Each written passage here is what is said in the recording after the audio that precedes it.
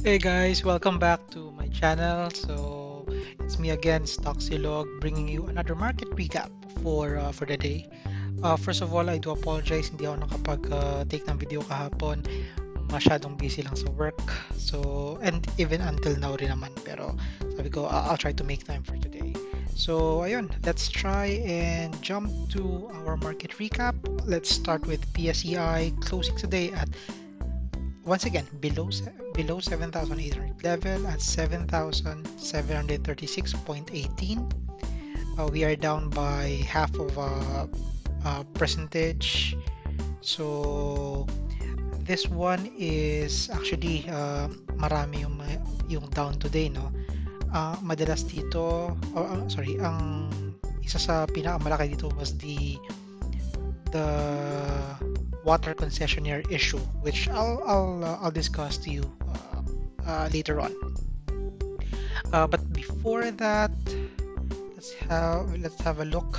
As you can see here, the declines almost half of all of the Philippine shares at 139. Only 55 shares have advanced and then 44 neutral. Volume turnover, ouch, sobrang nipis na itong value turnover na to. Remember, 7.5 ang ating daily yung daily volume natin, and yet it's 3.5. So sobrang baba nito. Once again, for today we are net foreign selling, almost half of a billion na foreign selling today. So ayun, as you can see here, almost all of the indices are red. Property lang yung nagtaas. Now, in terms of the 52-week high and 52-week low, let's check quickly. Ang alam ko, walang 52-week high today. Mostly are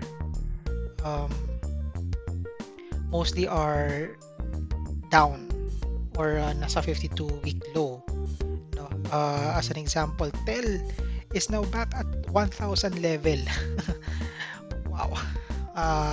PLDT, the once was the highest or the most expensive in terms of price per share, no?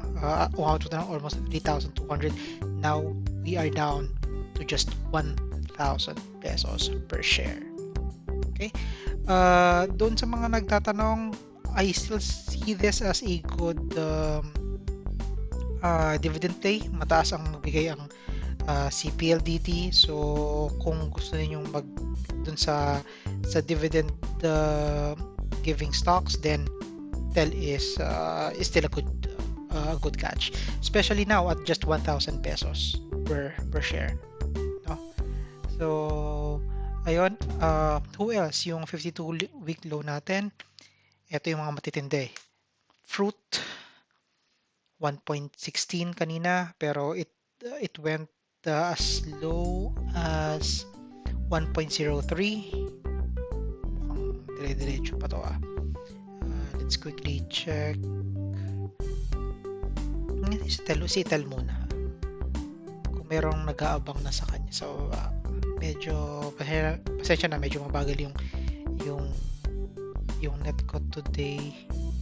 Kaya it's acting up. Ayaw talaga niya. Sige, hayaan na natin. But anyways, so yun, TEL is really below. Makikita mo siya rito. Ito, bid ask. No, it's still on the selling part. 830,000. So, ayun. Who else? Axilum even. It reached its 52-week low kanina at 2.58, 2.59. Who else? Ito. I'll go muna dun sa big news natin today. So as you know, kanina we saw the news coming from Maynilad and Manila Water declaring that they will no longer demand yung 10 billion. Actually, this is not 10 billion. Not sure where they came up with the 10 billion, but it's actually just 7.4 billion arbitral award. No? So last week I mentioned about the what do you call this? The the arbitration ruling from Singapore, which favored MWC for the increased tariff issue. No? So from there, napanalunan yun ni MWC, and the arbitration court in Singapore awarded MWC the 7.4 billion award. Okay, so now the news is that Manila and Manila Water will no longer demand for any arbitration or for any um, for any award given to them.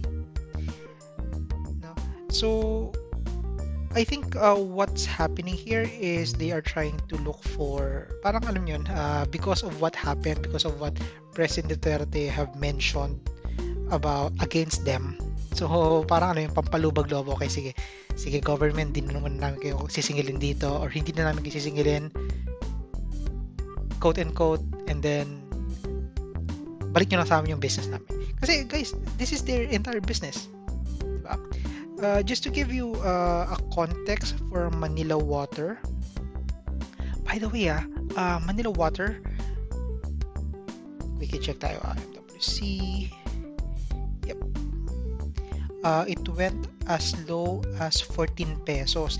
And this is actually I think this is already the 10-year low ni MWC. So we are not just talking about 52-week low or a year, but no, it's a decade long. 10 years. And this is the lowest na umabot tong si MWC. No? So, ayun nga, nasa na ba ako? Ayun nga, since ayaw nila mawala yung business nila, then sabi nila, sige, okay, we won't be getting that anymore. Okay? Now, to give you some context, kay MWC, it's the 7.4 billion arbitral award. Okay? Now, this year, for the past 3 quarters, total revenue ni MWC is at around 4.4 billion lang.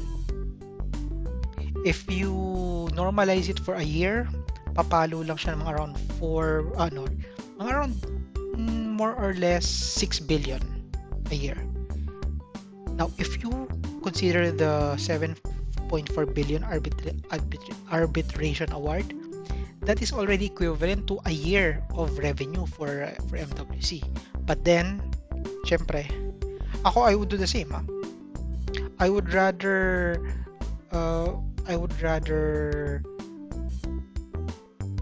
go out of the 1 year revenue than to lose all my revenues for the future. I think that is a good news. A good step of MWC doing that. Yun nga lang, ang nagsuffer is syempre yung reputation din ni MWC. Kasi by doing this one, it's sort of emphasizing na, yeah, tama si President Duterte. Di ba? Yun, nandoon din yung thinking na kaya ginawa ni Manila Water yan kasi alam nilang tama si Duterte and mali kami. And to that thought, I really don't know, and to be honest, I really don't care. Yun nga lang, syempre, para doon sa mga may hawak ng MWC, yeah, it's not really a good news. Now, how about kay mother company? MWC's mother company is the Ayalas. So let's check Ayala. Hindi siya gaano naapektuhan si Ayala. It's still up by 0.25%. Siguro I won't ano naman din. Uh, I won't argue with this one kasi with MWC hindi naman siya ganun kalaki yung share niya dun sa parent company na AC eh. I think it's just about 10% revenue ni MWC yung nakakaapekto sa kabuuan ni Ayala. So not really a big deal, no? Now, in terms of kay Maynilad naman, as we know, Maynilad is held by two companies, no? They are MPI and DMC. Pero as far as I know, DMCI is down by 5.90 is down to 5.90 today, down by around 1%. And DMC and MPI. Ayun, so si MPI obviously mukhang hindi na rin siya affected simply because wala na eh, sobrang down na si MPI. So there is no point. Ayun, mukhang medyo rumi-rebound na siya. So hopefully ang lalim na nito guys. 3.54. Wow. Sobra. Okay? So yeah, that is it for the water concessionaires. What do I feel about those two? Well, they are really good. They are part of the service industry. So, and they are known to be good at dividends. So MWC is one of those. DMCI has a decent dividend rate. And MPI, sorry, hindi ko masyadong fina-follow kasi sa MPI. So I'm not entirely sure. Now, next, we go to the next news. This is regarding ISM. Remember the Dennis Uys company. So ayun, kanina they released a disclosure to the Philippine Stock Exchange confirming the backdoor listing of Udena Corp. Okay. Now, there are three main news dito. Okay. The number one is the share swap between ISM and Udena Corporation. The second one is yung renaming of ISM eventually to Dito CME Holdings. Actually, hindi ko pa alam kung kailan. Wala pa ako naririnig kung kailan yung effectivity date nun. Pero, wala naman siya. And then the third one is the increase of authorization capital from just 2.8 billion, it will be 40 billion na. Okay. Now, let's check how ISM went today. Alam ko hindi rin maganda. Yes, hindi rin maganda. ISM is down by 12.53%. No? Now, why do you think that happened? Ako, when I read the news, I think what happened here was natakot yung mga investors and traders because because of the share swap. No? So basically the share swap says na 24 billion shares of ISM will be swapped at the price of 3 pesos. Just imagine guys, 3 pesos. And yet ISM is already trading at 3.60, or at least kahapon na. It's trading at around 4 pesos na, above 4 pesos. And then sasabihin niyo din na guys, I'll just buy, hindi naman buy, but in terms of value lang, I'll buy ISM at 24 billion, 24 billion ba? Yeah, 24 billion shares for just 3 pesos. So that's really hard to beat kasi that is already creating a downward pressure dun sa price. Remember guys, the market is almost always trying to spe to speculate the price. And if a company, like for example Udena,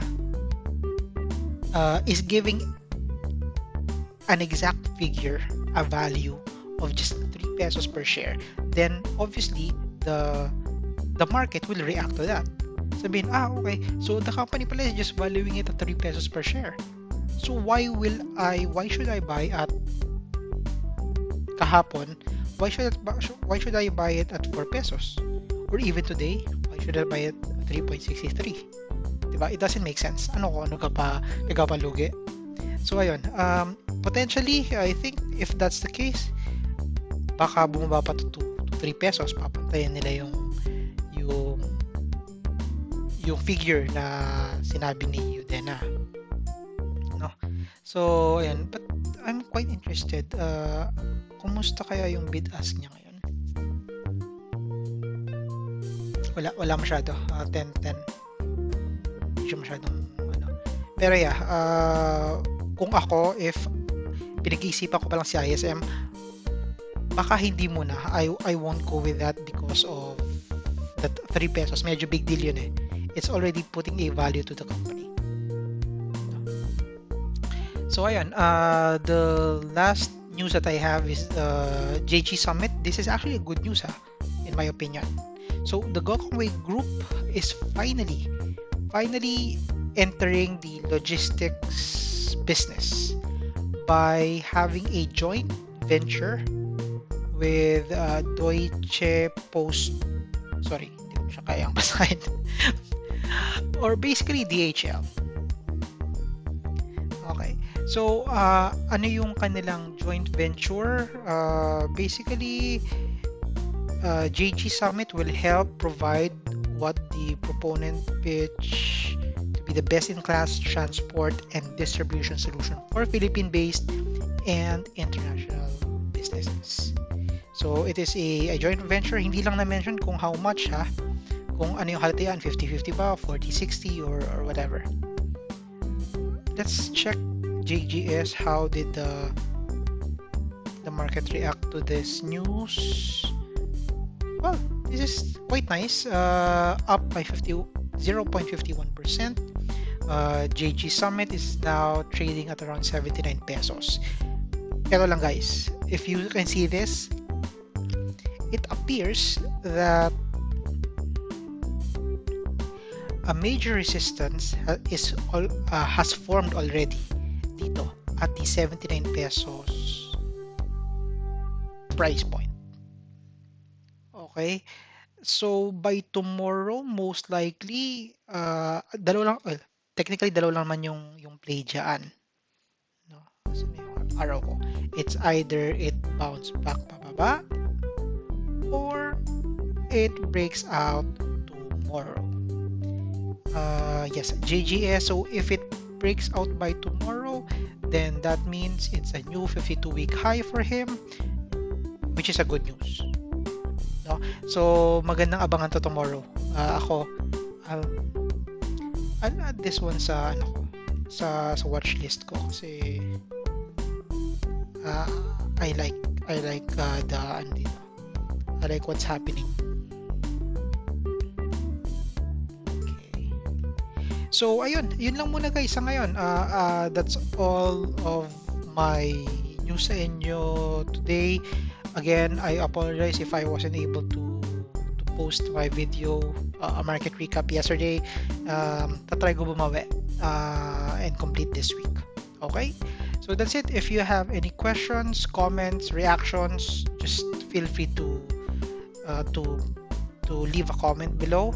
And if you have time, you wanted to be informed kapag meron akong video, just hit subscribe and click on the bell para at least you will be notified as well. Okay, so guys, that is it for me today.